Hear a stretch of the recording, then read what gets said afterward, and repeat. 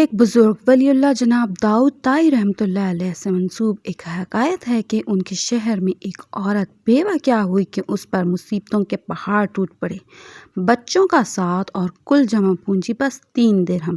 حالات سے مقابلہ کرنے کی ٹھانی اور بازار سے جا کر ان 3 درہم کا اون خرید لائی، کچھ چیزیں بنا کر فروخت کیں تو 5 درہم وصول پائے۔ 2 درہم میں سے کھانا پینا خریدا اور 3 درہم کا پھر سے اون لے آتی آئی۔ اس طرح کچھ دن گزر بسر کیا۔ ایک دن بازار سے کھانا پینا اور اون لے کر گھر کو لوٹی، اون رکھ کر بچوں کا کھانا پینا دینے لگی کہ ایک پرندہ کہیں سے اڑتا ہوا آیا اور اون اٹھا کر لے گیا۔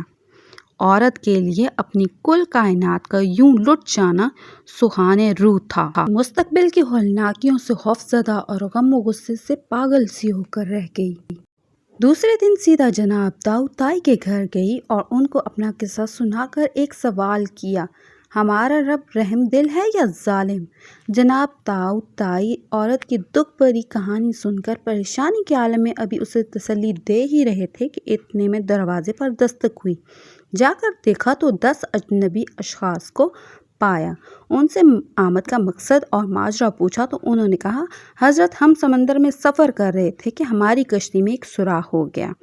پانی اس تیزی سے بھر رہا تھا کہ ہماری موت صاف نظر آ گئی۔ مصیبت کی اس گھڑی میں ہم میں سے ہر شخص نے عہد کیا کہ اگر اللہ پاک نے ہماری جان بچا دی تو ہم میں سے ہر ایک آدمی 1000 درہم صدقہ دے گا۔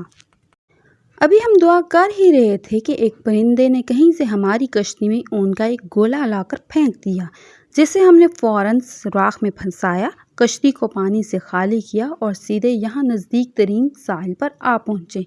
ہم کیونکہ یہاں کے لیے اجنبی تھے اس لیے لوگوں سے کسی معتبر آدمی کا نام پوچھا تو انہوں نے ہمیں سیدھا آپ کے پاس بھیج دیا، یہ لیجئے 10,000 درہم اور ہماری طرف سے مستحقین کو ڈھونڈ کر دے دیجئے گا۔